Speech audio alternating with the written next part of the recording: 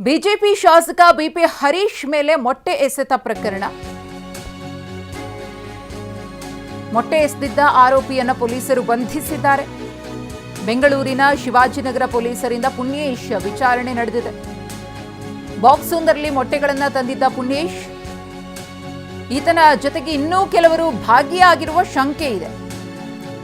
ಮೊಟ್ಟೆಗಳನ್ನು ಎಲ್ಲಿಂದ ತಂದ ಎಂಬ ಬಗ್ಗೆ ವಿಚಾರಣೆ. ಪೂರ್ವ ನಿಯೋಜಿತ ಕೃತ್ಯ ಎಂಬ ಆಯಾಮದಲ್ಲೂ ಕೂಡ ವಿಚಾರಣೆಯನ್ನು ಮಾಡಲಾಗಿದೆ. ಮೊಟ್ಟೆ ಒಡೆಯೋದಕ್ಕೆ ಯಾರು ಹೇಳಿದ್ರು ಎಂಬ ಬಗ್ಗೆ ವಿಚಾರಣೆ.